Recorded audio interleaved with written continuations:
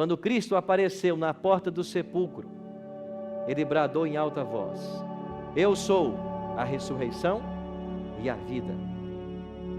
E quando Cristo volta à vida, após o evento da cruz, após aquela sexta-feira trágica, para sempre estava aniquilado e derrotado o reino de Satanás, porque nem mesmo a morte, que é o salário do pecado, pôde detê-lo na sepultura, porque ele não tem pecado. E quando Cristo saiu da sepultura, ele tornou-se a primícia dos que dormem, dos mortos, e porque ele ressuscitou, foi assegurado o direito de cada ser humano, mesmo após a morte, também ressuscitar. Não houvesse ele saído do sepulcro, Moisés teria que descer do céu, Elias teria que descer do céu, Enoque teria que descer do céu, porque eles só puderam ir para o céu fiados na promessa de que um dia Cristo ressuscitaria. E porque ele ressuscitou, um dia os seres humanos que estão mortos também ressuscitarão. Todos sairão da sepultura, todos, sem exceções, com uma única diferença: divididos em dois grupos, separados por 1000 anos, porque uns ressuscitarão para a vida eterna e outros para a perdição eterna. Quando esse poderoso anjo chamou o filho e Jesus saiu da sepultura, o céu aguardava com fremente desejo o retorno do seu grande general. Por 33 anos, Cristo deixara os palácios de marfim e viera habitar nos nossos infernos. E agora, ele deveria voltar para a presença do Pai. Você que está aí acompanhando em casa, eu queria que você pensasse na cena. O céu, todos os anjos de Deus estão esperando que o Filho volte à sua posição, ao trono. O Pai o aguarda, o Espírito o aguarda. O céu se preparou para receber a Cristo. E como é uma recepção no céu? Nós não temos ideia. Um dia nós saberemos, porque uma recepção nos está sendo preparada. Mas existe um salmo na Bíblia que lança luz sobre esse momento. Eu não vou lê-lo agora, depois você lê com paciência, mas é o Salmo 24. O Salmo 24 fala do momento em que Jesus voltou para o céu, após a sua ressurreição. E o Salmo diz que os anjos estavam separados em duas grandes alas, e de um lado, a multidão de anjos cantava assim: levantai-vos, ó portais eternos, para que entre o Rei da Glória.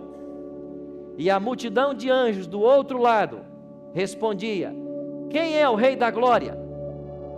E respondiam apenas, ou perguntavam apenas, para ouvir a resposta: o Senhor, forte e poderoso na batalha, Ele é o Rei da Glória. Imagine você um grande corredor formado para que Cristo chegasse.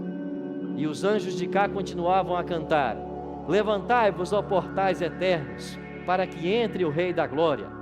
O quarteto Arautos do Rei cantou sobre Jerusalém. Nós estamos falando do templo celestial. As portas do santuário foram abertas. Os anjos chamavam pelo seu general, mas a resposta que eles ouviam do outro séquito de anjos era: quem é o Rei da Glória? E eles respondiam com alegria no coração: o Senhor, forte na batalha, Ele é o Rei da Glória. Levantai-vos, ó portais eternos, para que entre o Rei da Glória. Mas Jesus não entrava. Jesus não chegava. E por que Jesus não chegava? Porque após a ressurreição, Jesus sabia que uma mulher, pecadora como todos nós, viriam para visitá-lo no sepulcro. E Cristo ama tanto ao ser humano, que Ele deixou o céu esperando e ficou aguardando essa pecadora, essa mulher. Quando a mulher se aproximou dele, Ele disse: não me toques, porque ainda não fui ao Pai.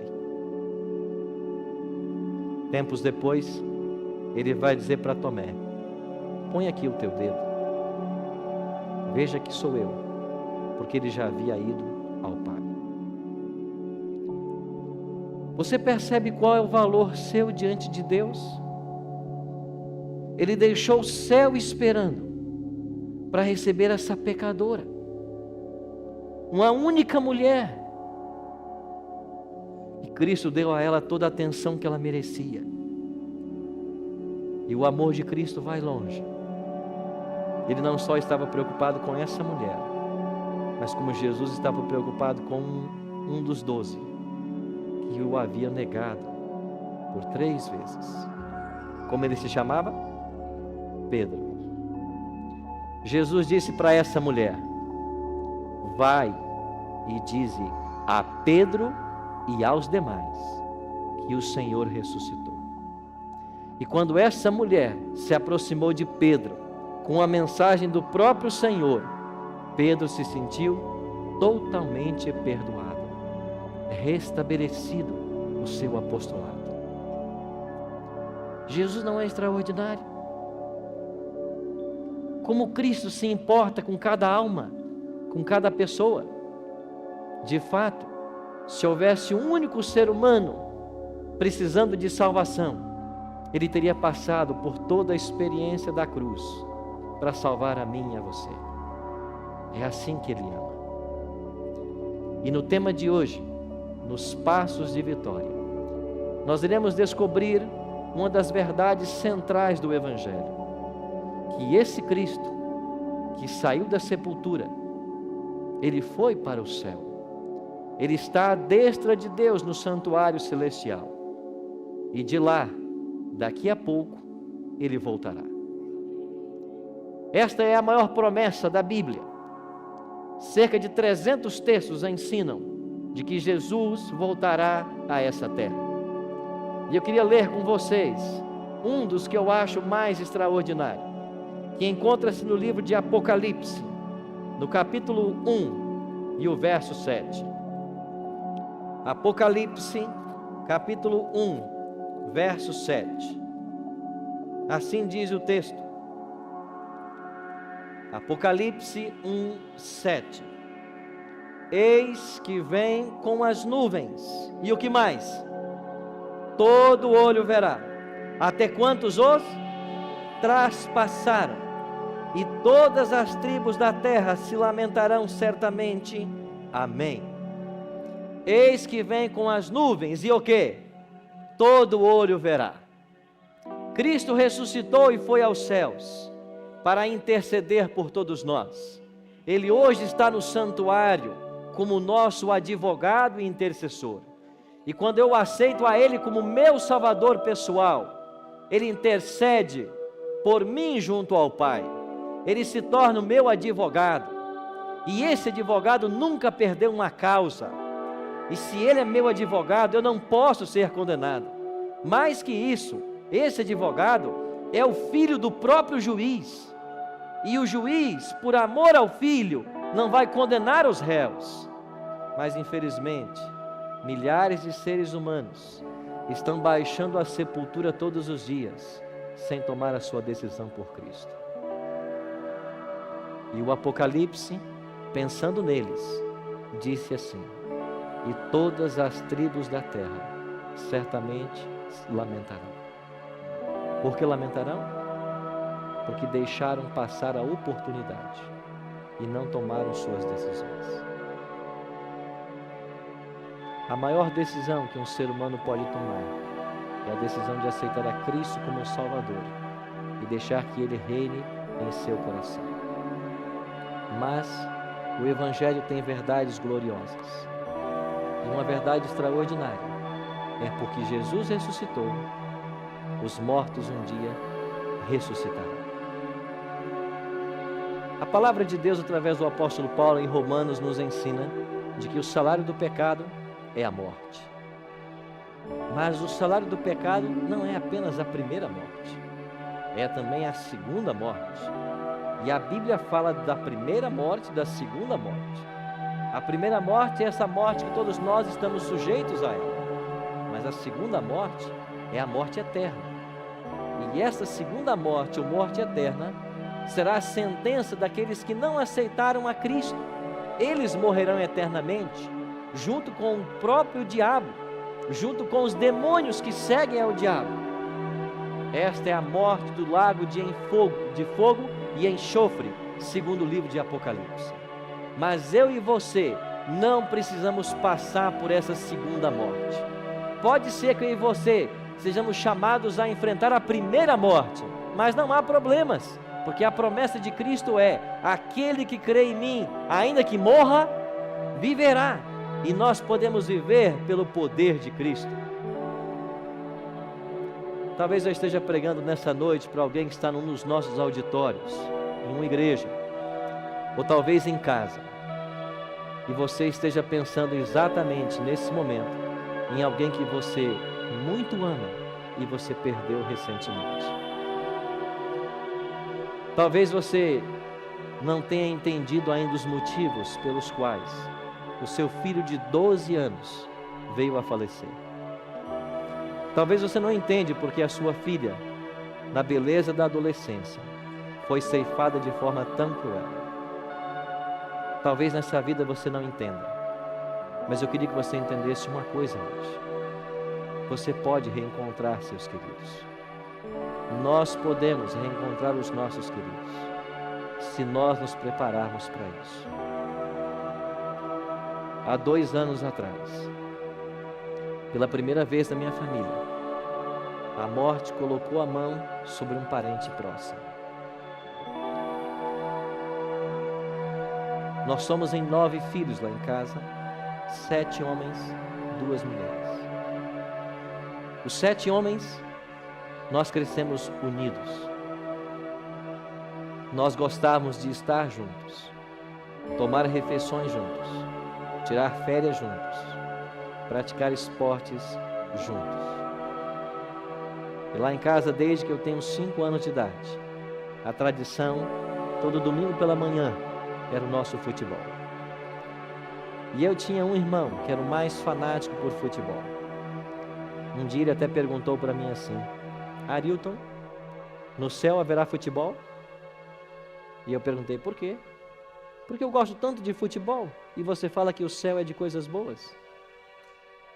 Eu confesso que eu fiquei confuso com a pergunta, mas eu disse para ele assim: Dão, eu não sei se no céu vai ter futebol, mas eu sei de uma coisa: tudo que o céu terá será melhor que o nosso futebol. Há 2 anos, ele chegou do trabalho, e enquanto estava descansando sentado no caminhão que ele dirigia, aí mesmo ele faleceu. Como foi triste receber a ligação do meu sobrinho, quando ele disse assim: tio Arilton, eu não tenho uma boa notícia. Eu logo pensei na minha mãe e no meu pai, próximos aos 80 anos de idade. Mas ele disse: foi o tio Dão, ele acabou de morrer.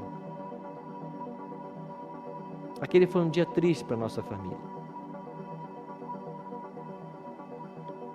Já se passaram 2 anos, mas todas as vezes que a família se reúne, principalmente para jogar bola, o time não mais está completo. E eu fico pensando, o dia que Jesus voltar, eu quero reencontrar meu irmão. Há 2 meses, a morte voltou a visitar minha família. Dessa vez foi meu pai, 81 anos de idade. Ligaram para mim que meu pai não estava bem, e quando eu cheguei em Vitória, ele já estava entubado. A última vez que eu estive com ele, eu pude presenteá-lo com um livro que eu acabei de escrever. E eu entreguei para ele e disse: pai, o senhor pode abrir e ler para mim a dedicatória? Ele abriu meu livro e leu a dedicatória. Ele percebeu que era para ele. Era para minha mãe e para ele. Ele me deu um forte abraço. Disse obrigado pelo reconhecimento. Eu disse: pai, se hoje eu sou alguém, eu devo tudo ao Senhor. Quantas vezes lá em casa eu acordava de madrugada com minha mãe batendo as panelas na cozinha, preparando uma marmita para meu pai trabalhar cedo. Quantas vezes esse homem saiu de casa, trabalhava o dia inteiro, chegava tarde da noite para colocar as coisas dentro de casa.